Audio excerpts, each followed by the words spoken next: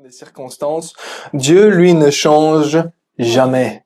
Il est le même hier, aujourd'hui et éternellement. Il n'a pas changé et il ne changera pas. Dans son amour, il ne change pas. Dans sa justice, il ne change pas non plus. Dans sa bonté, il ne change pas. Et il continue à tourner les regards vers nous. Il continue à tendre les mains vers nous. Parce que il ne change pas. Il désire à ce que nous nous approchions de lui. Et vous voyez l'histoire des fardeaux? Eh bien, en fait, c'est ce qui va nous retenir à nous avancer vers lui. C'est pas que Dieu ne tend plus les mains.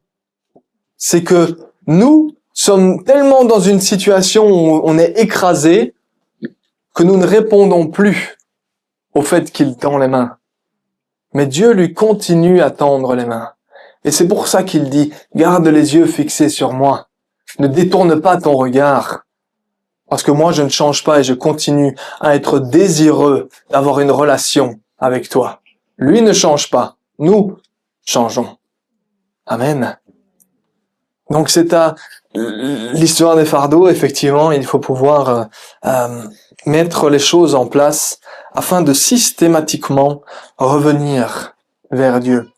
Regardez un peu, c'est l'histoire, c'est l'image, c'est l'erreur d'ailleurs d'Adam lorsqu'il va pécher. Qu'est-ce qu'il va faire? Il va se cacher. Il va s'éloigner. Alors que ce que Christ a accompli, le pardon qu'il a donné, c'est justement, afin que dans toutes les situations, nous puissions revenir vers lui. Pas nous cacher, mais dire, Seigneur, toi. Vous comprenez? Ça, c'est hyper important de comprendre que Dieu est toujours plus désireux d'avoir une relation avec nous que l'inverse. C'est dingue quand on y pense.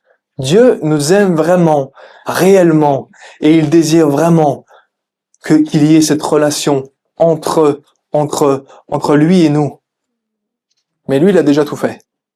Il a donné son Fils, et il a dit pour ceux qui croient en moi, ceux qui croient en lui et en ce qu'il a accompli pour eux, eh bien, ils se tourneront vers moi. Car quiconque invoquera le nom de l'Éternel sera sauvé. C'est ce qu'il dit. C'est ce qu'il dit. Ceux qui se tournent vers lui, c'est ceux qui invoquent son nom en disant « Seigneur, j'ai besoin de ton aide ». Ceux-là, Seigneur répond et montre d'une manière ou d'une autre. Amen. Amen. Seigneur, te remercier encore aujourd'hui pour ce que nous avons pu déjà vivre durant les moments de louange et d'adoration. Ce que tu as pu accomplir, la manière dont ton esprit a pu encore agir aujourd'hui, Seigneur, nous te remercions pour cela. Nous te glorifions parce que toute la gloire te revient. Mais Seigneur, nous désirons encore et nous sommes désireux de pouvoir grandir encore davantage, apprendre de toi, mais surtout apprendre, oui, de toi, mais de ce que ta parole nous enseigne. Alors merci Seigneur pour cette parole. Merci Saint-Esprit pour ton aide dans le partage avec mes frères et sœurs. Merci parce que tu es celui qui touche, celui qui rend, celui qui se manifeste au travers de la proclamation de ta parole par ton esprit. Sois remercié, sois glorifié ce matin encore Seigneur, au nom de Jésus. Amen. Amen. Nous avons appris la semaine passée, tous ensemble, que le chrétien, l'enfant de Dieu, était appelé à se tourner vers les autres. Amen. Vous vous souvenez, Mathias l'a dit, si jamais vous ne vous souvenez pas, les enregistrements sont là et ils sont faits pour que vous vous rappeliez les choses. N'est-ce pas? Eh bien, en effet, l'enfant de Dieu est fait pour aimer Dieu, c'est le premier commandement, aimer son prochain, c'est le deuxième commandement qui lui est semblable. Ils fonctionnent de pair, les deux fonctionnent de pair, ils sont une paire qui est indissociable. Et nous allons avancer un petit peu dans ce cadre-là, de bien comprendre, oui, l'enfant de Dieu est appelé à aimer, il est appelé à se tourner vers les autres. Il est aussi appelé à servir Dieu. Lui et lui seul. Lui et lui seul.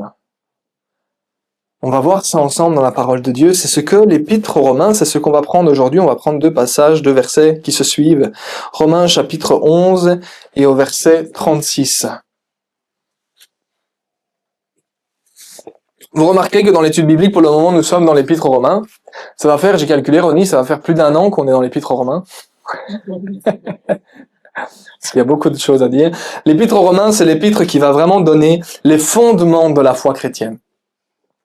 C'est vraiment ce qui va délivrer directement toutes les informations sur le pourquoi et le comment fonctionner de ce qu'est la foi chrétienne avec tous ses fondements.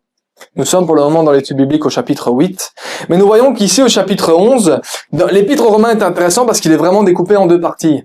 Il y a la première partie qui est toute une partie de doctrine, d'enseignement sur ce que Dieu a fait, d'accord, sur le rapport avec l'humanité. Et ensuite, à partir du chapitre 12, il y a un vrai côté pratique.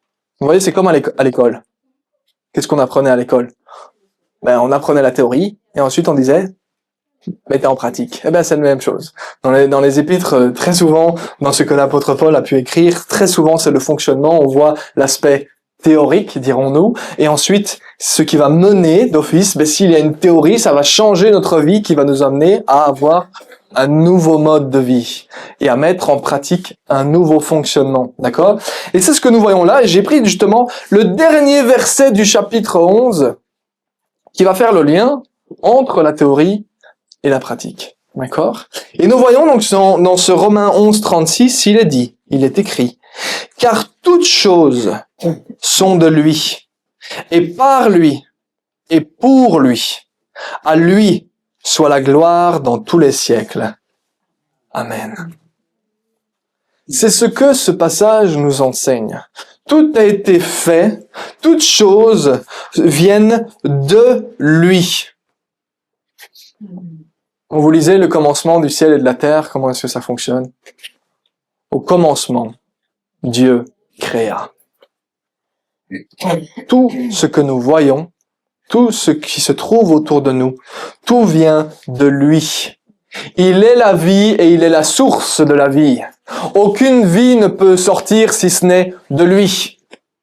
Il est le Dieu créateur et toutes choses sont créées, toutes les choses qui sont créées viennent de lui, de ce qu'il est.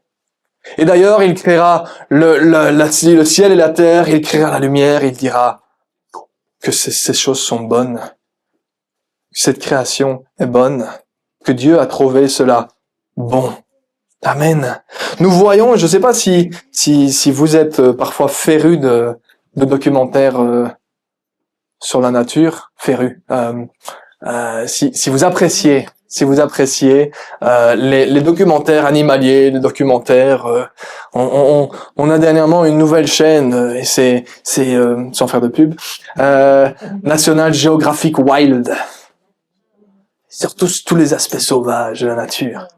Et ce qui m'impressionne le plus, c'est quand on va dans les profondeurs de la mer.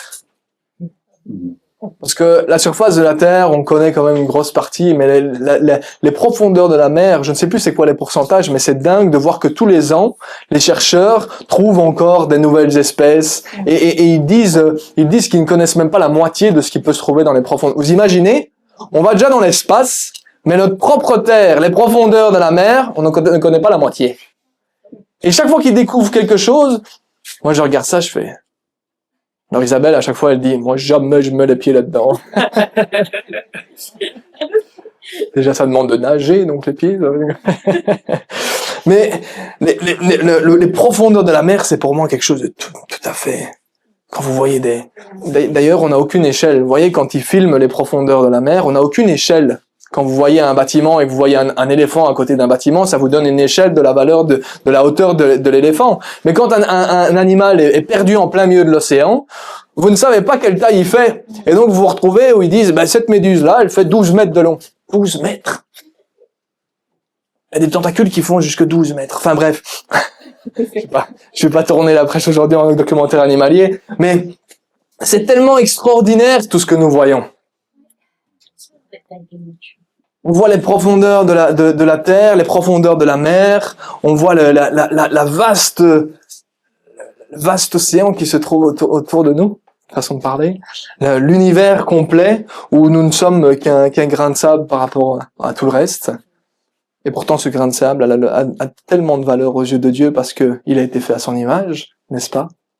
Nous voyons les choses les plus grandes, comme nous voyons les choses les plus petites. La parole de Dieu nous expose d'ailleurs ces grandes merveilles. Elle nous parle de la fourmi, par exemple.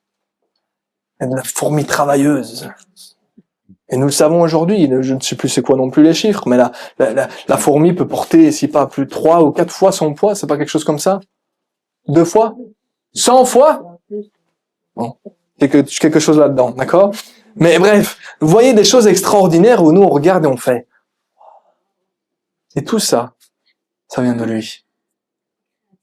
Il est réellement, certains l'appelleront l'architecte, mais réellement, tout est structuré. Avant, c'était chaos et vide. Et là, il a mis de la structure dans tout. Vous changez un iota sur le fonctionnement de la gravité et vous avez le reste de la planète qui explose en quelques secondes. Entre 10 et 100 fois son poids. Merci Mathias. Donc, vous voyez, la moindre particule change, la moindre virgule change dans un calcul de physique et vous vous dites, il y a tout qui tombe en miettes. Pourquoi? Et certains vont dire, c'est une histoire d'évolution, c'est une histoire de chance, parce que d'un coup, il y a quelque chose qui est arrivé comme ça, et on sait pas trop pourquoi. La blague. Chaque décimale est précise. Est précise. Vous avez déjà vu une aurore boréale? Pas en vrai, mais à la télé. Quand vous voyez ce système de magnétisme sur la Terre, et vous vous dites, mais comment ça fonctionne, ce machin-là? C'est le Seigneur qui a tout créé. C'est le Seigneur qui a tout fait. Tout ça vient de lui. Mais pas que ça, on voit toute la création, oui, mais aussi la bonté vient de lui. L'amour vient de lui. Les hommes vont crier haut et fort justice, mais la vraie justice vient de lui. Elle fait partie de qui il est. La compassion, la miséricorde, la foi, toute la fidélité, toutes ces choses, ce sont ses caractéristiques. C'est lui. Et d'ailleurs, la Bible nous dit que toutes bonnes choses viennent d'en haut, du Père des Lumières. C'est comme ça que l'épître de Jacques nous l'appelle, le Père des Lumières. Ça vous donne déjà une idée de ce qu'il est. Ça nous donne une idée de ce qu'il est. Donc toutes choses viennent de lui. Amen. Et nous sommes témoins de tout ce qui vient de lui. Toutes choses ont été faites par lui. Alors on dit, mais c'est quoi la différence? Eh bien, il y en a un, c'est la source, et l'autre, c'est le fonctionnement. Le par lui, comment est-ce que Dieu a créé la lumière? Et Dieu a parlé. Dieu dit que la lumière soit, et la lumière fut. Si vous relisez Jean chapitre 1, vous regarderez que la parole était avec Dieu, et que la parole était Dieu, et que la parole est venue au milieu de nous, dira-t-il. De qui parle-t-il? De Jésus. Jésus, depuis le commencement, il est la parole de Dieu. C'est quelque chose d'un peu spécial à comprendre, hein, mais il est pourtant la parole de Dieu. Et lorsque certains remettront en cause l'histoire de la Trinité, et pourtant lisez les 3 premiers versets de la Bible, et vous verrez qu'il n'y a aussi pas les 2, et vous verrez qu'ils sont déjà tous les 3 là. Au commencement, Dieu créa le ciel et la terre, vous avez le Père, et Dieu dit, vous avez la parole, le Fils, et son esprit. Il parle de son esprit qui bougeait. Les 3 sont déjà là. Mais c'est par lui que la terre a été créée. Par la parole. Ils fonctionnent tous les 3 ensemble. Ils sont tous les 3 Dieu. Ils ont la même valeur. Ils sont tous les 3 le Dieu que nous servons. Mais chacun avec sa fonction, sa responsabilité, sa place. Mais ça a été créé par lui. Amen. Toutes choses ont été faites par lui. Et d'ailleurs, nous le voyons bien, la parole de Dieu nous dit aussi, ni par force, ni par puissance, mais par son esprit. Les 3 fonctionnent. Celui qui est avec nous aujourd'hui, ici, autour de nous, c'est qui? C'est l'Esprit Saint, c'est l'Esprit de Dieu, l'Esprit du Dieu vivant. Le Père est sur le trône, le Fils est à sa droite, assis sur son trône, régnant sur toutes choses. L'Esprit est celui qui nous a laissés avec nous afin de nous aider dans la tâche que nous avons encore à accomplir sur terre. Amen.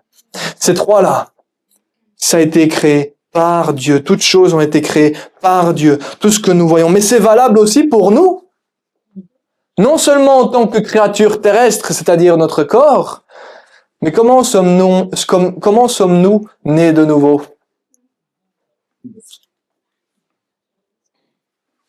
Relisez Jean chapitre 3, il dira qu'il faut être né de nouveau, autrement dit né d'en haut. C'est une autre manière de le dire. Mais c'est par l'Esprit de Dieu. Il va être né d'eau et d'esprit. Né d'esprit, c'est par Jésus, par ce qu'il a payé pour chacun d'entre nous. C'est par lui, par Jésus que nous sommes pardonnés. Amen. C'est par Jésus que nous sommes sauvés. C'est par l'Esprit que nous sommes conduits. Vous voyez? Tout vient de lui, et dans tout le fonctionnement, il dit, c'est encore au travers de moi. Et là, on se dit, et nous dans l'équation? Ben, il n'y a que lui. Lui, et encore lui. Parce que tout vient de lui, et tout a été fait par lui. Tout le fonctionnement est par lui. C'est lui qui nous donne, on le dit régulièrement, hein. Ça a encore été dit d'ailleurs, tout à l'heure. Le souffle. Celui qui peut respirer le matin. Comment est-ce que vous arrivez à activer votre respiration le matin? Vous avez déjà demandé à quelqu'un d'appuyer sur le bouton? Le soir, 23h30, chérie. Mais qui va le remettre en place, le bouton? Ah oui, ça peut pas être toi-même, vu que tu dors. Et pendant qu'on dort, qui est-ce qui continue à faire fonctionner notre système? Ah, c'est le Seigneur qui a tout établi. Mais c'est par lui que nous avons le souffle. C'est par lui que nous avons la vie. Non seulement il est la source, mais il a dit, par moi, je véhicule toutes choses. Comprenez? Nous sommes sauvés par lui, pardonnés par lui, justifiés par lui, conduits par lui, enseignés par lui, aimés par lui. Amen. Tout cela établit un ordre des choses. Il est la source et il est le fonctionnement.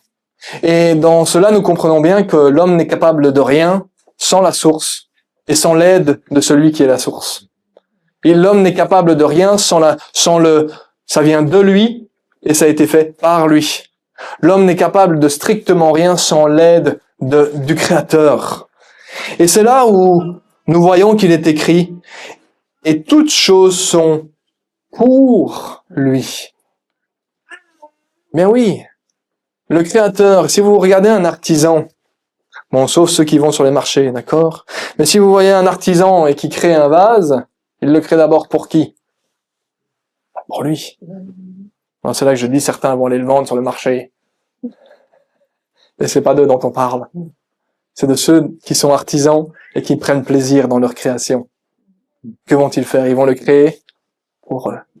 En disant, écoutez les gars, j'ai besoin d'un meuble, je vais le faire. Et je vais le faire pour qui? J'en ai besoin. C'est pour moi. Je prends plaisir dans ce meuble, donc je vais le créer. Il va être pour moi. Le meuble est premièrement là pour me servir. D'accord? Donc tout est pour lui.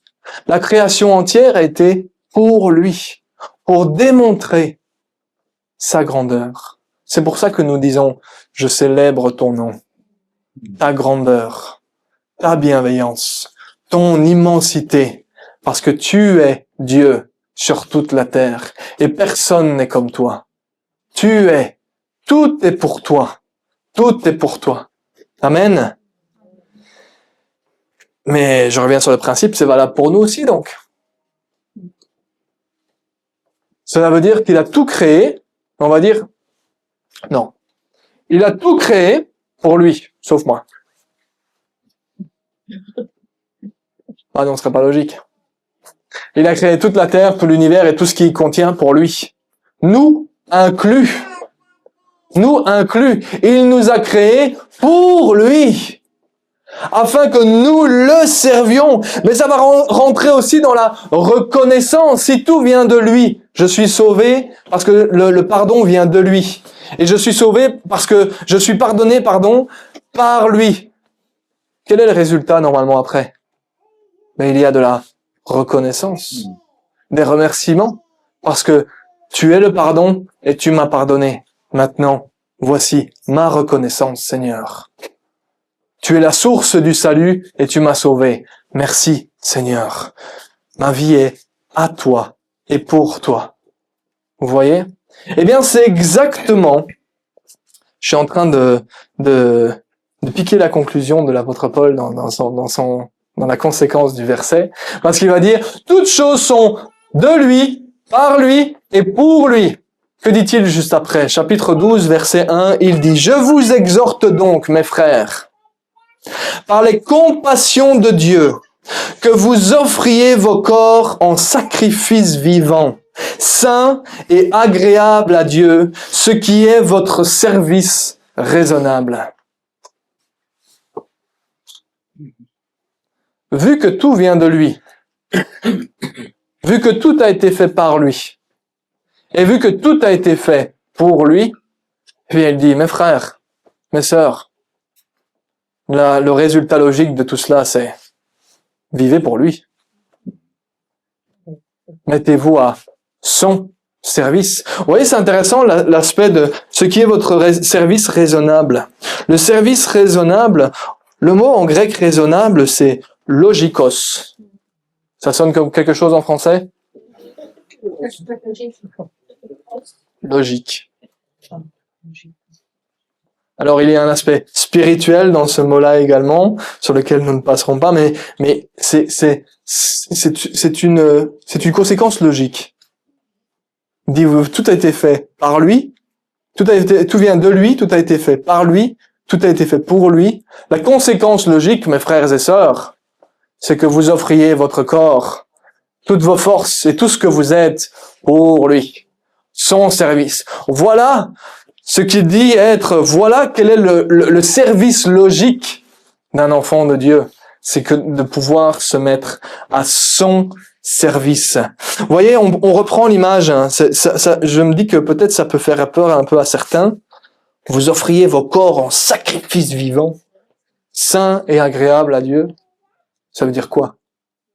Qu'on doit commencer à se lapider ou qu'on doit commencer à se faire du mal? Non, c'est pas de ça dont il parle. L'image, elle est prise dans l'Ancien Testament où effectivement des sacrifices étaient donnés à Dieu. Qu'est-ce qu'ils étaient? Ils étaient consacrés à Dieu, ils étaient saints. Le mot saint, ça veut dire ça. Si vous prenez la définition du mot saint, ça veut dire mis à part, consacré pour quelqu'un. D'accord? C'est le principe du mot saint. Eh bien, ce qu'il dit, c'est que votre corps, vous le mettiez comme un sacrifice, que vous l'offriez à Dieu, que vous le mettiez à part pour lui. Autrement dit, toutes vos forces, toutes vos pensées, tout ce que vous avez, tout ce que vous êtes, ça devient pour lui. Et c'est le résultat logique de ce que nous avons lu. Toutes choses sont de lui, par lui et pour lui. Alors nous en tirons la conclusion que nous sommes tous, mes bien chers frères, mes bien chères sœurs, appelés à servir notre Créateur. Nous sommes appelés à être pour lui dans tout ce que nous voyons, dans tout ce que nous faisons, dans tout ce que nous sommes. Nous sommes appelés à être pour lui. D'ailleurs, je pense que la question vous a été posée tout à l'heure, n'est-ce pas? Vous êtes là pourquoi aujourd'hui? Donc pour qui? Pour lui. Ben pour lui. Donc si on vient le dimanche matin, c'est pour lui, normalement. D'accord? Si on vient le dimanche matin, c'est pour lui. Eh bien, le Seigneur désire que... Vous savez, le Seigneur est un Dieu de détails. Et il ne désire pas que nous lui appartenons. Et il ne se contente pas que du dimanche matin. Il désire que toute notre vie soit pour lui. Que nous soyons à son service dans toute notre vie. Alors, est-ce que ça veut dire qu'on doit tous se mettre derrière le micro? Eh ben, non. Vous avez eu peur de la réponse, hein? Pas spécifiquement, parce que chacun d'entre nous, le Seigneur nous a distribué des compétences, des dons, des dons, oui, des capacités qu'il a distribuées au travers de chacun d'entre nous, afin que nous mettions ces capacités, ces dons et ces compétences au service à son service. Mais nous allons nous poser la question, afin de rentrer maintenant dans un aspect pratique, comment allons-nous, tout le monde est d'accord sur le fait qu'on doit se mettre à son service. C'est bien ce qu'on a tous conclu ensemble. Amen. Maintenant, comment allons-nous nous mettre à son service? Est-ce que quelqu'un a une idée?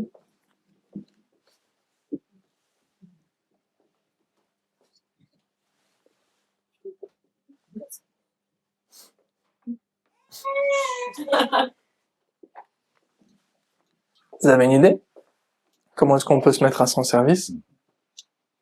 C'est quoi votre idée? Te chercher une réponse facile, là. T'as pas pris de risque. Ça veut dire? En le glorifiant, ouais. Ok. Mais, alors. Ouais, ok. Le glorifier, oui. Mais comment? Ça veut dire quoi?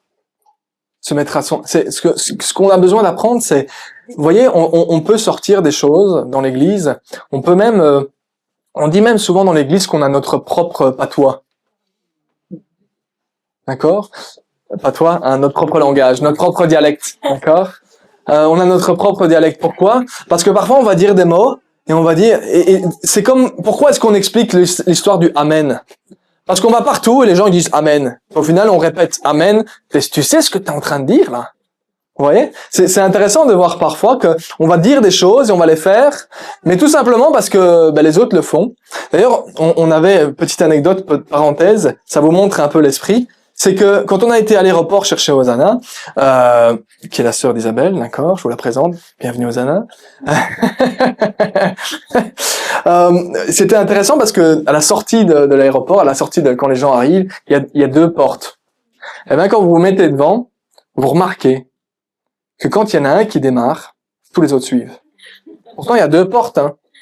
Mais si on le voit, ils arrivent par masse, parce que c'est un avion complet qui décharge. Donc il y a 50 personnes qui vont arriver. Eh bien, ils vont tous passer dans la même porte, jusqu'au moment, il y en a peut-être un qui se dit, les gars, on peut passer par là.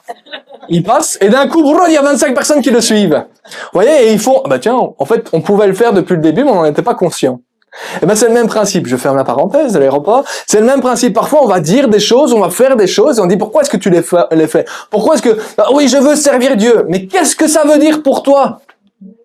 Amen! Mais qu'est-ce que tu es en train de dire? Alléluia! D'ailleurs, on est même parfois au travail, on l'a, hein, des gens qui disent Alléluia! Tu sais ce que tu viens de dire? T'es sûr que tu sais ce que tu viens de dire? Je sais pas, c'est ce que les gens ils disent, non? Ouais, tu viens de dire gloire à Dieu. Oh! Oui, donc c'est intéressant parce qu'on a des concepts comme ça, et on se dit, ça veut dire ça. Ok, mais pratiquement parlant. Parce que la parole de Dieu, on me l'a buriné sur la tête. Thomas, la pratique. Thomas, la pratique. Thomas, la pratique. Pourquoi? Parce qu'on pourrait faire de ce livre un beau livre de chevet. C'est-à-dire, on pourrait le lire. Alors, c'est bien, les histoires, elles sont belles. Mais ce que Dieu veut, il dit, Jésus a dit à ses disciples et aux apôtres qu'il allait envoyer, il a dit, allez, je vous envoie parmi toutes les nations afin de faire des disciples, afin de les baptiser au nom du Père, du Fils et du Saint-Esprit, et afin que vous enseigniez au monde tout ce que je vous ai prescrit, afin de le mettre en pratique. Donc on va tenter d'être le plus pratique possible. Qu'est-ce que ça représente pour nous de servir Dieu? On dit, tout pour toi Seigneur, oui, on veut te servir. Ok, comment?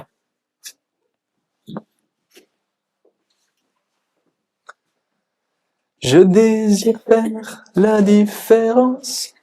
On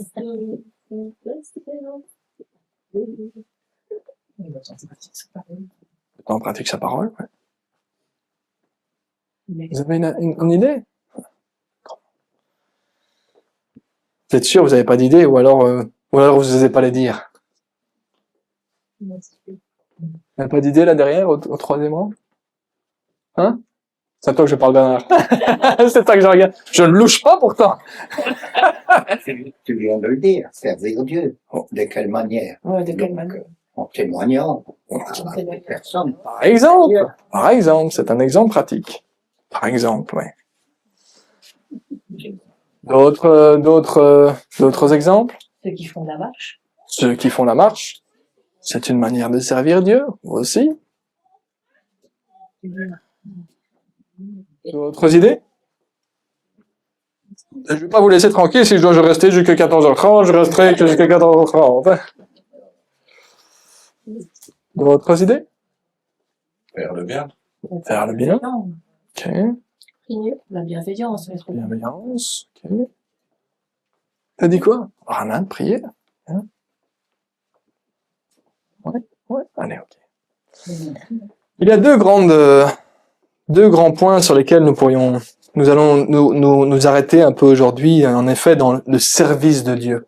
Il y a un aspect tout à fait général. D'ailleurs, quand vous lisez ce passage, je suis sûr dans vos Bibles, que vous ayez une Bible d'études, mais si vous avez une Bible seconde 21, il est marqué en grand, le titre du Romains 12, c'est « Un nouveau comportement ». Et effectivement, c'est un nouveau comportement. Vous voyez, la première chose que Jésus va dire, la première parole que vous entendez de Jésus, c'est « Repentez-vous, car le royaume des cieux est proche ». Qu'est-ce que ça veut dire? On voit repentez-vous », on fait tout ce qu'il dit, c'est « change ». Tu savais pas avant, maintenant tu sais, change. Je vais t'enseigner, je vais te montrer comment agir d'une nouvelle manière. D'ailleurs, dans nos versions les plus récentes, ça a été dit dans l'étude biblique d'ailleurs, dans les versions les plus récentes, second 21, ils ne diront pas « repentez-vous », mais ils diront « changez d'attitude ». Changez d'attitude parce que le royaume des cieux est proche. Changez d'attitude. Et effectivement, la première manière dont nous allons apprendre à servir Dieu, c'est dans notre changement de comportement. Lorsque nous voyons une personne qui est réellement touchée par Dieu, eh bien nous voyons un avant et nous voyons un après. Parce qu'il y a un changement, parce qu'il y a une modification. Dans certaines choses, ça peut prendre du temps, hein, d'accord? Il y a certaines choses qui peuvent prendre du temps, mais il y a d'autres choses qui vont directement changer. Pourquoi?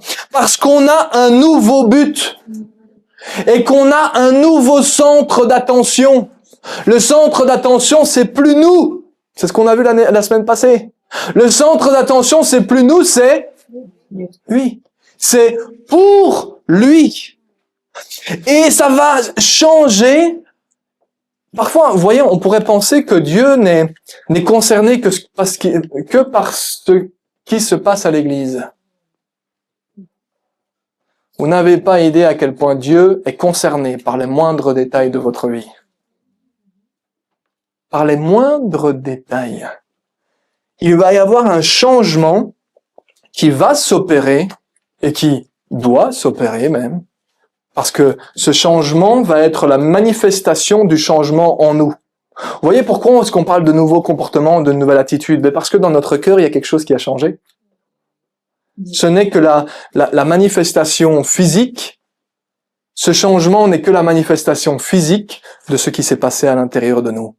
On a compris qu'on n'était pas le centre du monde. Avant, on fonctionnait d'une certaine manière parce qu'on faisait tout pour moi et encore pour moi. Mentir, c'est pas grave. Je vais écraser les autres, comme ça je peux passer. Je vais rouler plus vite que la limitation de vitesse parce que de toute façon, le gouvernement, c'est pas mon problème. Moi, j'ai besoin d'aller plus vite. Lui, je vais lui dire la vérité. J'en ai rien à fiche de ce qu'il pense. De toute façon, je vais l'écraser. Moi, et encore moins. De toute façon, j'ai pas besoin d'aller. Je leur ai dit que j'irais, mais donc, j'ai pas envie d'y aller, donc j'ai pas besoin de les prévenir. Moi, j'ai envie de rester et de me reposer. Comprenez? Qu'est-ce qui est le centre d'intérêt? Moi, et encore moi. Et quand on devient enfant de Dieu, eh bien, on prend conscience que on n'est pas le centre d'intérêt. On était notre centre d'intérêt, mais on n'est plus. Vous voyez, c'est l'explication pour certains qui sont peut-être qui connaissent un petit peu l'histoire. Il y a un certain moment où l'Église, pendant des siècles et des siècles, on dit que la Terre était le centre de l'univers, et même le centre d'ailleurs de tout le système solaire. Et puis il y a quelques scientifiques qui sont arrivés et qui ont dit les gars, je pense qu'on se trompe, parce que nous ne sommes pas le centre du système solaire. Le centre du système solaire, c'est le Soleil. Vous savez comment ils ont fini cela? Pourquoi? Parce qu'on disait la vérité en disant, les gars, vous n'êtes pas le centre d'intérêt. Il y a quelque chose d'autre qui tourne. Vous voyez, c'est le même principe pour nous. Ça nous fait pas plaisir au départ, on dit, t'es pas le centre d'intérêt. Mais la réalité, c'est que on n'est pas le centre d'intérêt. Dieu est le centre de toute chose.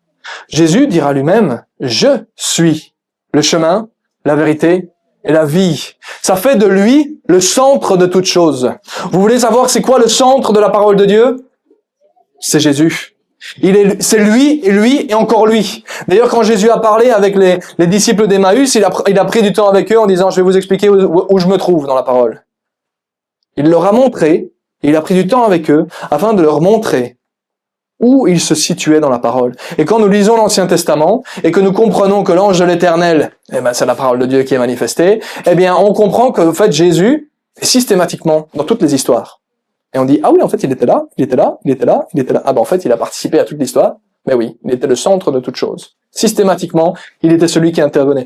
Donc on prend conscience, je vais répéter 15 fois s'il faut, nous ne sommes plus le centre d'intérêt, nous ne sommes plus le centre d'attention, mais il est notre nouveau centre d'attention. Il est notre centre d'attention. Et oui, ça change tout. Parce que notre vie de tous les jours et dans tous les moindres détails ne vont plus être pour moi, mais pour lui.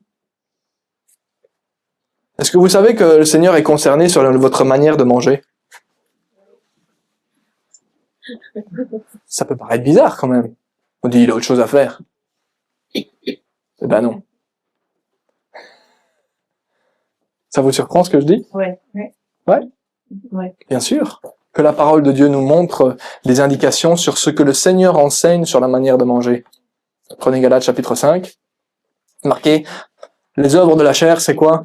Les acceptables. Ça veut dire manger jusqu'au moment où vous en avez besoin. Si vous mangez plus, ça commence à être problématique. Oui. Eh oui. C'est un exemple parmi tant d'autres, hein, d'accord? Mais la parole de Dieu nous montre ces aspects-là. L'aspect de manger, l'aspect de boire. Elle n'interdit pas l'alcool, mais elle va dire attention. Attention. Attention, parce que le moment où tu perds les moyens, tu perds que tu n'es plus maître de toi-même, tu donnes l'occasion à quelqu'un d'autre, et vous voyez de qui je parle, de vous influencer comme lui il veut.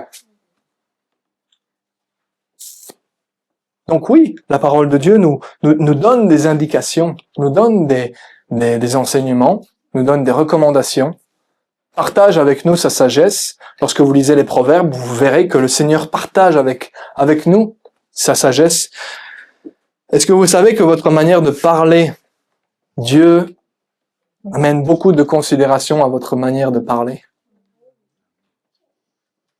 Notre service envers Dieu, on l'a dit tout à l'heure, relisons le verset ensemble, que vous offriez vos corps en sacrifice vivant, saint et agréable à Dieu. Notre corps, c'est tout ce que représente ce que nous sommes et nos actions, notre manière d'agir, notre manière d'être.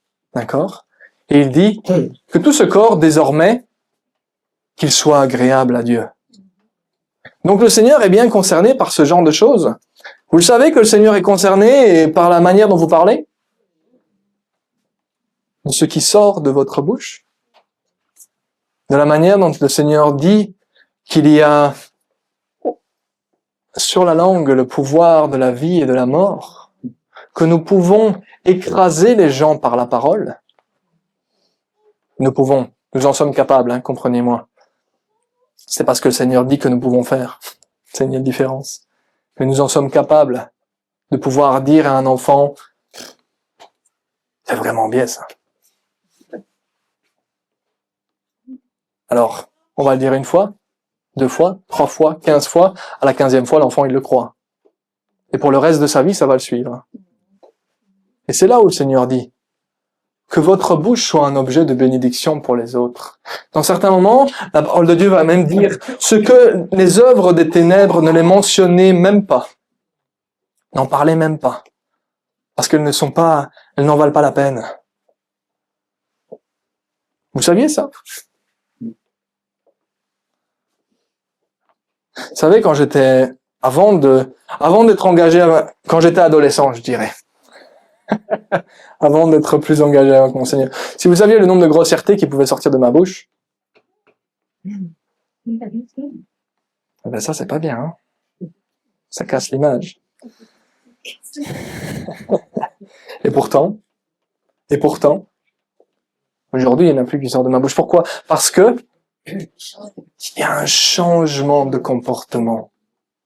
Il va y avoir une recherche de dire, mais c'est pas agréable à Dieu quand je dis des grossièretés. Et la parole de Dieu le dit, qu'il n'y ait pas de paroles grossières qui sortent de votre bouche. C'est pas agréable à Dieu. Mon corps ne lui est pas agréable. Je ne suis pas dans le service. Dans ma nouvelle attitude, je suis supposé avoir une nouvelle attitude et un nouveau comportement. Et là, je sais que le comportement que j'adopte n'est pas agréable pour le Seigneur. Donc, je ne suis pas dans lui rendre service, mais je me rends service. Parce que je laisse ma bouche dire n'importe quoi. Alors que je sais que les paroles grossières ne sont ni bonnes pour moi, ni bonnes pour les autres. C'est pour ça que le Seigneur dit de ne pas le faire. Est-ce que vous savez que le Seigneur va même... vous voyez, je vous dis que c'est dans les moindres détails. J'ai fait une liste, comme ça vous comprenez à quel point servir le Seigneur, ça peut être dans les moindres détails. Les moindres détails, ça va être même notre rapport avec le gouvernement. Notre manière d'agir face au gouvernement. Parce qu'on pourrait très bien dire, comme je l'ai dit tout à l'heure, bon, la limitation de vitesse, elle dit 120, c'est pas mon problème, je suis à 150. Mais non.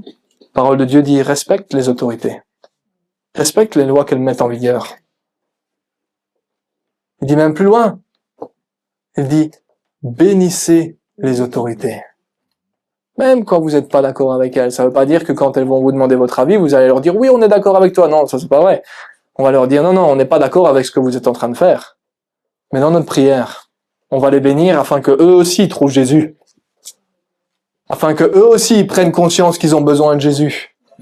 Ça va être notre service devant notre Seigneur d'être irréprochable face à la loi aussi également, bien entendu, d'être des exemples de citoyens jusqu'au moment où l'État dépasse la limite et commence à nous empêcher d'être des enfants de Dieu. Alors là, la situation est différente, d'accord?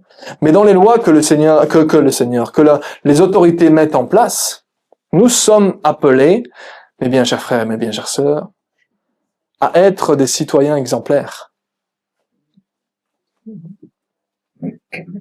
Non, travailler en noir, c'est pas grave. C'est pas vrai, le Seigneur, il dit, on a donné une pièce à Jésus en lui disant, dis-nous un peu s'il faut payer l'impôt et à qui est-ce qu'on doit payer l'impôt. Vous voyez, les Juifs à l'époque avaient une problématique, c'est qu'ils étaient envahis par l'Empire romain. Ils avaient chez eux un envahisseur. Comparez-le si aujourd'hui on avait l'Allemagne qui dominait sur nos vies, sur notre pays. D'accord? Remontons 80 années en arrière. C'est le même principe, hein. D'accord? C'est un envahisseur qui vient et qui envahit un pays, qui en prend possession et qui dit maintenant vous n'avez plus rien à dire les gars, c'est nous qui envahissons. L'Empire romain a fait exactement la même chose, hein. Il a envahi un pays qui ne lui appartenait pas. D'accord? Il a envahi, il a établi des règles, il dit maintenant vous payez l'impôt à nous. D'accord? On prend le même principe. Et les religieux ont été trouver Jésus en lui disant, l'impôt là, à qui on le paye? Est-ce qu'on doit vraiment, vous comprenez la question? C'est un piège. C'est pour dire à Jésus, avec qui est-ce qu'il va tenir? Est-ce qu'il va tenir avec nous? Ou est-ce qu'il va tenir avec l'envahisseur qui est en train de nous mettre des bâtons dans les roues et qu'on veut pas voir chez nous? C'est un piège qui lui tendait.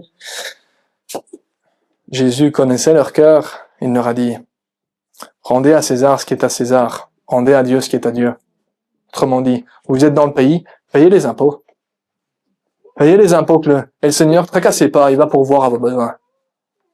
Rendez au César ce qui est à César, rendez à Dieu ce qui est à Dieu. C'est le Seigneur qui permet à ce que les autorités soient là. Ok, on va être des citoyens exemplaires, Seigneur. Ce qui est à Dieu, on lui rend. Et ce qui est à l'État, on lui rend aussi. Travailler en noir. Non. Vous voyez, le Seigneur est méticuleux. Et nous montre que les services, que vivre pour lui, ça va bien plus loin que juste venir le dimanche matin à l'église. Ça devient vraiment un nouveau fonctionnement.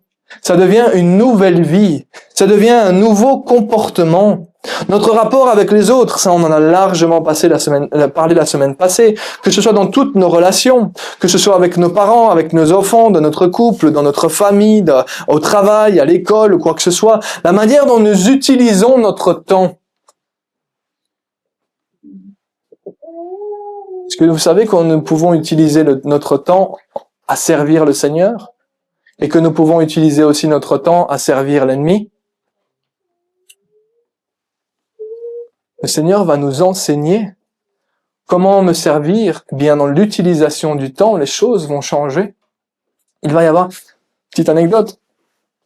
Moi, quand j'étais adolescent, je passais ma vie devant ma PlayStation. Vous savez ce que je fais aujourd'hui? Je ne passe plus ma vie devant la PlayStation. Eh bien, ça ne m'empêche pas de jouer une fois de temps en temps avec mon épouse, hein. J'ai pas dit que c'était interdit, hein, d'accord? Loin de là. Si ça peut, vous savez, c'est comme si vous jouez avec un jeu de société, hein. Avec votre famille, c'est convivial, vous pouvez jouer, il n'y a pas d'interdiction, hein, loin de là. Mais le moment où ça devient une drogue et ça prend le dessus sur tout, là on commence à faire l'œuvre de l'ennemi. Et Dieu dit, rachetez le temps, utilisez votre temps avec sagesse, vous avez des choses à faire sur terre. Ne perdez pas votre temps sur les choses qui sont inutiles. Vous voyez, le Seigneur est même méticuleux sur notre utilisation de notre temps, sur notre utilisation de notre argent. Le Seigneur va nous enseigner de comment utiliser correctement notre argent. Merci Mathias, tu m'as fait une belle route pour parler des dîmes et des offrandes, mais là, je vais pas en parler aujourd'hui. Mais de fait, la parole de Dieu nous enseigne sur les dîmes, sur les offrandes, sur ce que ça représente de servir le Seigneur, de ce que ça représente dans notre vie de tous les jours, de qu'est-ce qu'on va mettre en priorité? Mon restaurant ou le Seigneur? Qu'est-ce que je vais mettre en priorité? Qui est-ce que je sers? Mon activité, mon hobby ou le Seigneur? On fait un choix. Avant, c'était nous. Maintenant, ça devient lui. Comprenez? Mais dans chacune de ces choses-là, ça devient un service dans notre manière d'agir, même dans notre manière de réagir face à certaines situations. C'est-à-dire, de nouveau, quand la Galate 5 dira le fait de se mettre en colère, l'animosité. T'as vu ce que tu m'as dit? Vous êtes jamais mis en colère? Ah. Ou je suis tout seul? Ah. Ça va alors, je me suis déjà mis en colère aussi. Mais vous voyez, pourquoi est-ce qu'on se met en colère? Parce qu'on veut avoir raison. Parce que c'est attends, moi je suis pas d'accord avec toi et je vais te le montrer. J'ai raison, et toi t'as tort. Et donc, on explose. Et le Seigneur ne nous montre pas du tout ce fonctionnement-là. Il nous dit, reprenez par amour, premièrement, dites la vérité avec amour. Vous pouvez dire la vérité, hein, mais il faut que le but, c'est pas vous, c'est de construire l'autre. D'accord? De nouveau, vous voyez, on est tourné sur soi. Sur l'autre. Je fais ça avec sur soi. Non, sur l'autre. Le but, c'est d'être tourné sur l'autre et de chercher à ce que lui grandisse. Donc, c'est plus tellement notre intérêt qui importe. C'est, Seigneur, peut-être qu'il y a quelque chose qu'il n'a pas vu. Alors, plutôt que de me mettre en colère, on va calmer les choses. Et puis, on aura peut-être une discussion après en disant, qu'est-ce que tu en penses de ça? Parce que ça, pour moi, ça, je trouve pas ça normal. Mais vous voyez, directement, la réaction est différente. Que de s'énerver sur quelqu'un parce qu'on n'est pas d'accord, ou que d'attendre un peu parce que nous, ça a monté à l'intérieur, hein. Ça a monté, on s'énerve. Mais non, calme, attends. Et puis, va lui parler, quand t'es posé, et aie un vrai dialogue avec lui. Parce que peut-être, effectivement, il n'a pas vu quelque chose. Peut-être qu'effectivement, après, s'il en veut pas, c'est son problème. Mais vous voyez, notre comportement va changer. Pourquoi? Parce que nous ne vivons plus pour nous, mais nous vivons pour lui. Alors j'aimerais quand même insister, oui, j'ai cité tous ces exemples, et tous ces exemples sont valables. Et le Seigneur est particulièrement méticuleux, et dans tout Si vous regardez l'Ancien Testament, effectivement, il y aura beaucoup de règles. Mais même dans le Nouveau Testament, il continue à insister sur le fonctionnement, notre manière d'agir, sur notre nouveau comportement. Parce que nous sommes amenés à avoir ce nouveau comportement qui est la manifestation, comme on a dit tout à l'heure, de ce qui s'est passé à l'intérieur d'office. Il va y avoir un changement parce qu'on n'a plus le même maître. Avant, on était le maître de soi et en fait, on était esclave de l'ennemi. Maintenant, on a un nouveau maître et il s'appelle Jésus. Et c'est lui désormais que nous servons et c'est lui désormais que nous voulons servir. Ce qui veut dire que dans chacune des choses que nous voulons, vous l'avez dit, et je l'ai dit aussi, tu es mon sauveur et mon Seigneur, mon maître. Autrement dit, ma vie ne m'appartient plus, elle t'appartient à toi. Là, d'un coup, on prend conscience. Ma vie est pour lui. Seigneur, qu'est-ce qui t'est agréable? Qu'est-ce que toi tu veux? Comment puis-je te servir? Comment est-ce que dans les situations que je vis au travail, qu'est-ce que tu veux que je fasse?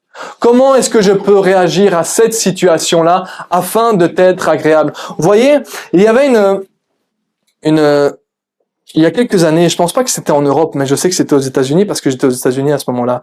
Ils avaient fait un bracelet. Les Américains sauront reconnaître dessus de quoi je parle. Ils avaient fait un bracelet où ils avaient mis dessus WWJD. WWJD. Et ce WWJD, ça voulait dire What would Jesus do? Autrement dit en français, qu'est-ce que Jésus ferait? Alors, ça, c'était en Europe aussi, Mel? Ouais? Ok, d'accord. La question là-dedans, c'est, le point est intéressant, faites ce que vous voulez sur les bracelets, c'était la mode, c'était un truc qui avait été lancé à cette époque-là, mais le principe était intéressant, parce que ça montrait, dans chacune des situations que je vis, qu'est-ce que Jésus ferait? Et nous savons que Jésus était toujours agréable à Dieu. Donc on va se poser la question, Seigneur, dans mon travail, qu'est-ce que Jésus ferait? Seigneur, dans mon travail, comment est-ce que je peux te servir dans mon comportement, dans mon attitude, dans ma manière de parler, dans ma manière d'agir? Seigneur, avec ma famille, comment est-ce que je peux te servir, vu que je suis pour toi maintenant? Comment est-ce que je peux te servir dans ma manière d'agir, dans ma manière de parler, dans ma manière de me comporter? Seigneur, quand je vais dans la rue, comment est-ce que je vais m'habiller? Vous croyez que le Seigneur n'est pas concerné sur la manière dont on s'habille? Bien sûr que le Seigneur est concerné sur la manière dont on s'habille. Pourquoi? Être habillé correctement. Pourquoi?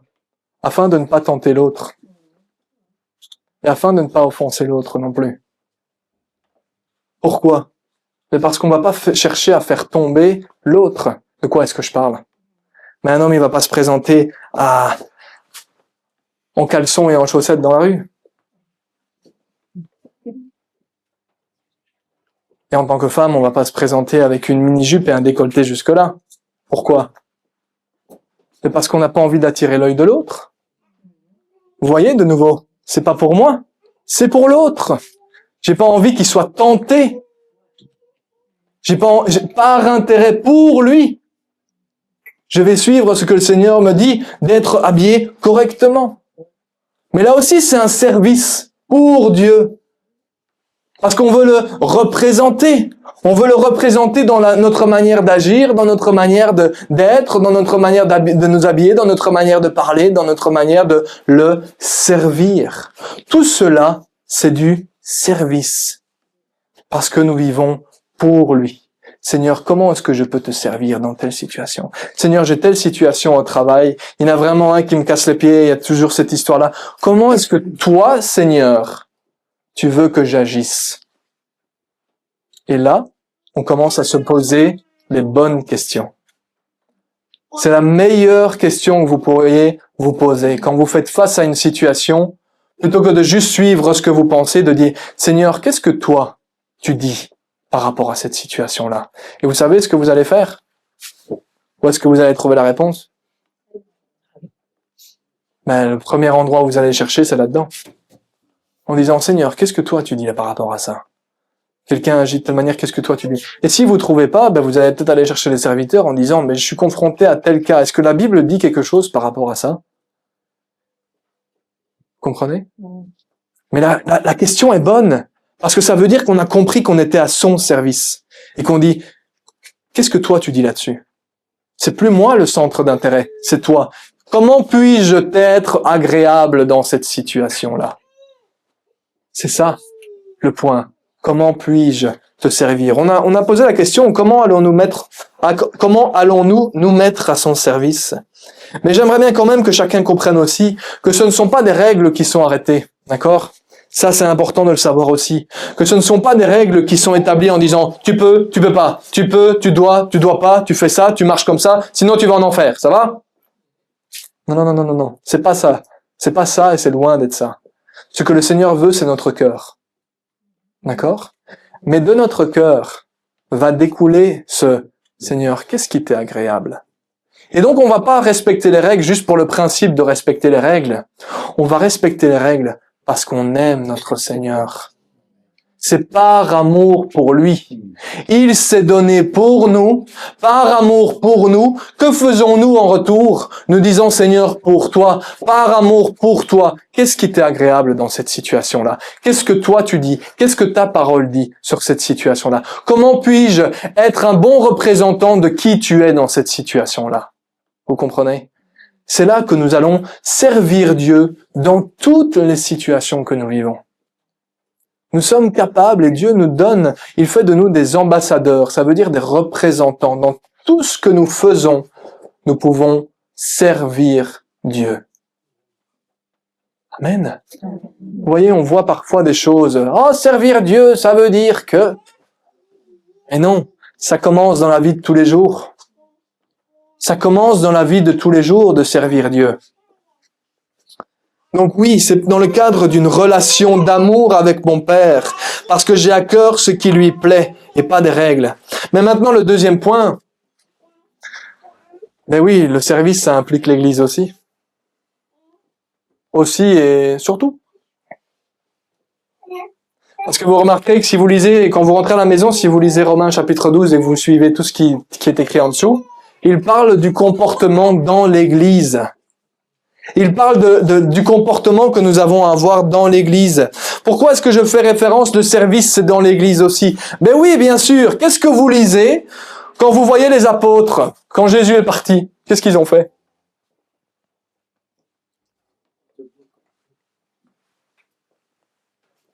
Je suis sûr que vous avez la réponse à cette question quand même. Ne me laissez pas dans le vide.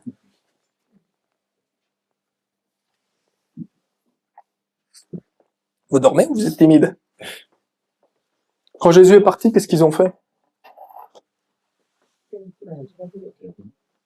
Ils vont retirer. Ils se sont retirés, ouais. Quoi, tout seuls, chacun de leur côté? Ensemble. Qu'est-ce qu'ils ont fait? C'est les plus jeunes qui répondent ici. C'est bien.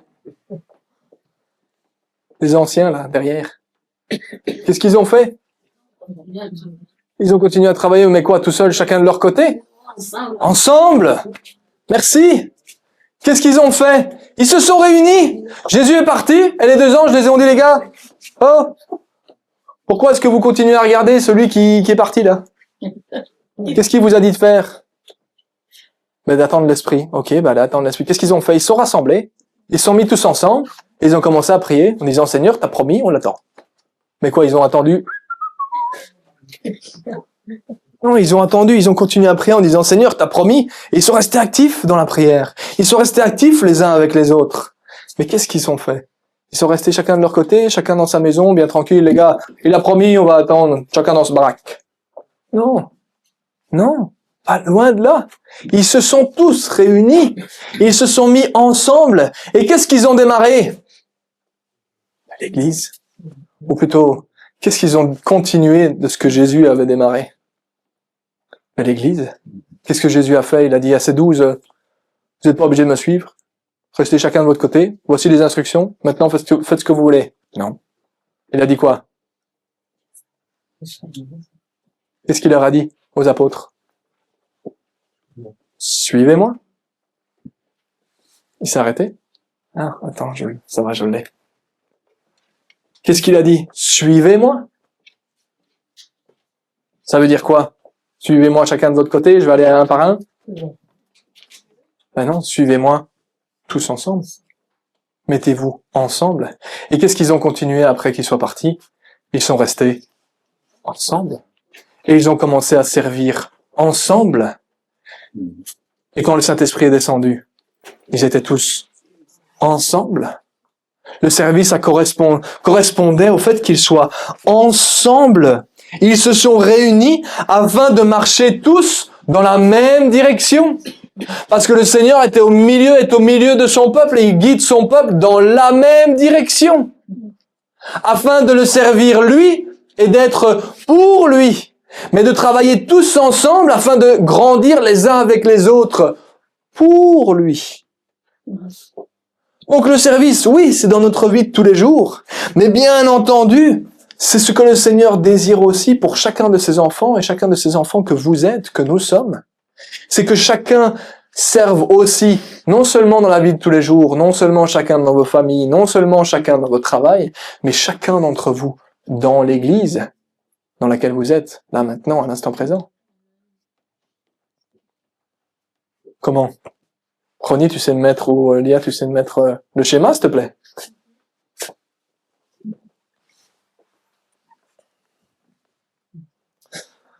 Vous voyez, le Seigneur désire que chacun grandisse et que chacun s'implique. Chacun serve Dieu dans, comme on l'a dit, dans son milieu, dans sa famille, dans son travail, chacun d'entre nous, dans notre comportement. Mais il désire aussi que chacun de ses enfants s'implique, d'une manière ou d'une autre, dans l'Église à laquelle Dieu les a appelés. L'enfant de Dieu, il n'est pas appelé à courir d'une église à une autre. Pourquoi? Parce que le Seigneur désire que chaque chrétien, que chaque enfant de Dieu soit consolidé dans une direction. Et que les enfants de Dieu s'engagent dans l'église à laquelle Dieu les a appelés. Ou l'église à laquelle le Seigneur leur a montré. D'accord? Et de dire, eh bien, nous désirons te servir. Oui, comment? Eh bien, nous désirons nous impliquer dans ce que l'église fait. Non seulement nous voulons te servir dans tout ce que nous faisons dans notre vie de tous les jours, mais nous désirons aussi te servir dans l'église, dans le travail que fait l'église. Amen. Amen. Alors oui, effectivement, dans cette église, nous avons un fonctionnement. Nous avons un fonctionnement et un schéma qui a été fait pour le fonctionnement de chacun. C'est-à-dire que ton règne vienne, c'est le nom de l'assemblée, d'accord? Et chacun d'entre nous sommes passés par chacune de ces étapes. Et ceux que vous voyez être des disciples qui travaillent, ceux qui chantent, ceux qui prêchent, ceux qui chantent, ceux qui servent à la table, ceux qui mettent les chaises, ceux qui balayent le sol, ceux qui font la vaisselle, ils sont tous passés par chacune de ces étapes. Pourquoi? Parce qu'ils avaient à cœur le désir de servir Dieu. Et ils ont compris qu'ils ont dit, eh bien, d'une certaine manière, on désire mettre notre pierre à l'édifice. D'accord? Et c'est pour cela qu'ils sont, chacun d'entre eux, passés dans le fait de se convertir à Jésus. Ben oui, certains des plus nouveaux chez nous se sont convertis à Jésus. Ils ont accueilli Jésus dans leur vie. Et c'est quoi l'étape d'après? Une fois qu'on a cru, ben l'étape d'après pour laquelle on doit se préparer, c'est de pouvoir être baptisé d'eau. Mais pour être baptisé d'eau, parce que c'est ce que la parole de Dieu nous montre, eh bien, il va falloir suivre des cours sur le baptême. Suivre ces cours sur le baptême, pourquoi? Parce que se faire baptiser, c'est un engagement. C'est comme le mariage, c'est un engagement. Et on s'engage dans une foi et dans une marche avec notre Seigneur, n'est-ce pas, Osana? Elle l'a fait il y a pas longtemps. Elle décrypte sur son... Et donc ces cours vont permettre à savoir dans quoi est-ce qu'on met les pieds, ce que ça veut dire le baptême, c'est quoi le baptême, qu'est-ce que ça engendre, qu'est-ce que l'Église, quel est le fonctionnement de l'Église, ce que Dieu veut pour l'Église, qu'est-ce qu'un disciple, qu'est-ce qu'un serviteur, qu'est-ce qu'un ministère, autrement dit les fondements de ce que la parole de Dieu parle, mais surtout, c'est quoi le baptême? Parce que c'est important avant de s'engager. Quand vous signez un contrat pour acheter une nouvelle voiture, vous l'avez vu quand même avant. Vous savez à quoi elle ressemble la voiture? Plus ou moins. Ben, c'est le même principe. On va pas s'engager dans quelque chose alors qu'on sait même pas ce que c'est. Vous comprenez? Donc après cela, eh bien pour celui qui désire encore plus, donc là on s'arrête déjà à la marche d'un serviteur normal du Seigneur. Un chrétien, il est amené à pouvoir croire et ensuite, après un certain temps, de pouvoir se faire baptiser. Parce que c'est ce que le Seigneur montre dans sa parole. D'accord? Mais après cela, l'Église, elle n'est pas faite pour qu'il y ait des gens qui s'asseyent et qui disent, les gars, nous on vient le dimanche matin, on est à l'aise, on est tranquille, laissez-nous tranquilles. Mais non, parce qu'on vient de dire que le cœur de l'enfant de Dieu, c'est pour toi Seigneur. Je veux te plaire et je veux te servir. Ok, ben à quoi ça ressemble dans l'Église de servir Dieu? Ben ça va commencer à ressembler au fait de se mettre au travail. De se mettre au travail comment? Parce que quand vous comprenez le mot service, vous avez déjà été au restaurant. Quand vous avez un serveur, quoi, il est bénévole? À l'église, on est bénévole. C'est pas ça que je voulais dire. Mais en attendant, qu'est-ce qu'il fait? Ben, il travaille. Parce qu'il sert. Il sert les gens, il travaille. Ben, le service, ça représente un travail à un certain moment. Le fait d'avoir un nouveau comportement, ben, ça implique un changement, ça va impliquer un travail sur nous-mêmes aussi. Avec l'aide du Seigneur, surtout, d'accord? Mais c'est le même principe dans l'implication dans l'Église. À un certain moment, eh bien, on va dire, ouais, mais j'aimerais bien m'impliquer encore un peu plus. Et c'est là qu'on rentre dans les cours de disciples. Les cours de formation, vous voyez, devenir un disciple, cours de formation. Il va y avoir des cours de formation qui vont être donnés afin de savoir ce que ça veut dire de servir Dieu dans l'Église. Et surtout, ce que ça implique. Parce que devenir un disciple, ça implique de la... Ah oui, comme le serveur implique de la servitude. Et ensuite, le disciple va choisir une tâche et va se consacrer. Consacré, vous voyez, on l'a expliqué tout à l'heure, saint, consacré, mis à part. Il va se mettre à part, il va s'impliquer de plus en plus pour son Seigneur, dans des tâches peut-être spirituelles, dans certaines responsabilités, s'il marche avec son Seigneur et qu'il grandit en maturité. Vous comprenez? Mais le service, c'est cela. Merci Lia, tu peux remettre le verset si tu veux. Le service, c'est ça. Le service de l'enfant de Dieu, on s'est posé la question. Comment allons-nous nous mettre au service, vu que Dieu dit, tout est de moi, par moi, pour moi. Et il dit, maintenant mes frères, offrez votre corps comme un sacrifice vivant, agréable. Voilà pour vous un service logique, un service raisonnable, un service spirituel pour votre Seigneur. Ok. Mais comment est-ce qu'on va se mettre au service? En changeant notre comportement, en cherchant à le servir dans tout ce que nous faisons dans notre vie de tous les jours, mais aussi, un point primordial, dans notre implication pour lui, dans l'Église. Amen. Vous savez, moi, quand j'étais, je clôturerai là-dessus, quand j'étais aux États-Unis, quand je suis parti aux États-Unis, j'avais 19 ans. J'avais 12 ans, Mathias a dit tout à l'heure qu'il avait donné sa vie à Christ en étant jeune. Moi, je l'ai donné étant plus ou moins jeune aussi. J'avais 12 ans. Mais jusqu'à 18 ans, 18, 19 ans, je me suis pas engagé de manière concrète. De manière, concrète, j'ai pas d'autre mot. De manière concrète. Et c'est quand je suis arrivé aux États-Unis, parce que là, j'avais un désir de pouvoir, de vraiment servir Dieu, ou en tout cas de faire quelque chose de ma vie, quoi. D'accord?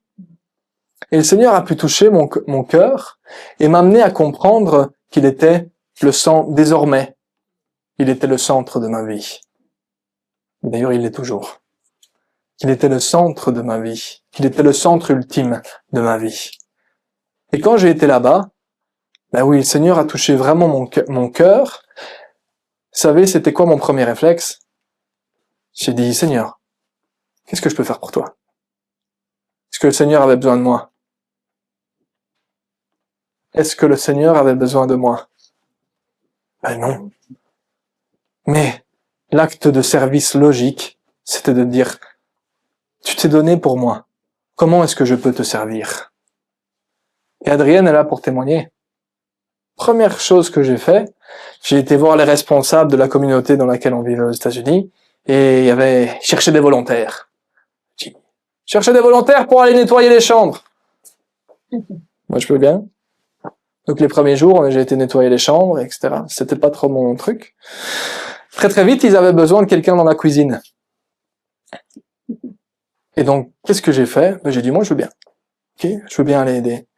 Et tous les matins, n'est-ce pas, Adrienne? Parce que j'ai commencé à travailler avec elle. Tous les matins, il était quelle heure? 5 heures du matin? 5 heures du matin, on se levait et on allait, durant l'été, il y avait des grosses conférences et donc il y avait beaucoup de gens qui venaient, d'accord? Donc on se levait à 5 heures du matin et on préparait le déjeuner pour tout le monde. Parce qu'il y avait une grande table et puis on servait les gens et puis il y avait au moins une centaine de personnes qui se présentaient le matin parce que les repas étaient gratuits. Donc qu'est-ce qu'on faisait? On se levait à 5 heures du matin et Adrienne elle chantait et puis moi j'essayais de chanter avec elle parce que je comprenais pas bien l'anglais à ce moment-là. Et donc qu'est-ce qu'on a fait? Mais on s'est mis au travail et je me suis mis au travail, j'ai dit, comment est-ce que je peux te servir? Là, il y a une tâche. Ok, d'accord, j'y vais. J'ai été. Mais, chaque fois que je rentrais dans ma chambre, qu'est-ce que je faisais? Je disais. Parce que non seulement je voulais le servir, mais je voulais aussi apprendre de lui. Le cœur était là. Puis après, les choses ont évolué et puis de la cuisine, je suis passé à la salle de sono pour le culte et puis la salle de sono du culte, etc., etc. On est revenu en Belgique. Bref, tout ça c'était un exemple pour montrer quoi? Pour dire le cœur, une fois qu'il est là, on dit Seigneur, comment est-ce que je peux te servir?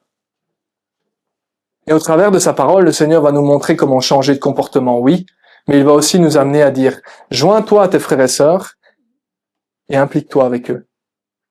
Mets-toi au service avec eux. Et dans l'église dans laquelle tu es, eh bien, suis le schéma que le Seigneur a donné aux responsables afin de servir dans l'église. Ce sont les 2 points aujourd'hui. Nous nous sommes posé la question, comment allons-nous servir? Dans notre comportement et dans notre vie de tous les jours, ce sont des opportunités de servir Dieu dans tout ce que nous faisons. Et deuxièmement, dans l'église, le Seigneur nous appelle à être des serviteurs aussi. Amen. Une nouvelle vie, un nouveau but, une nouvelle raison de vivre. Lui et encore lui. Amen. Seigneur, te remercier pour ces moments, te remercier pour ta parole, te remercier pour ta bienveillance, parce que tu es le roi des rois et encore ce matin, Seigneur, nous avons pu jouir de ta présence et Seigneur, merci. Merci pour ta bonté et pour la manière dont tu continues de nous enseigner. Sois glorifié, sois exalté, remercié au nom précieux de Jésus-Christ. Amen, Seigneur. Soyez bénis.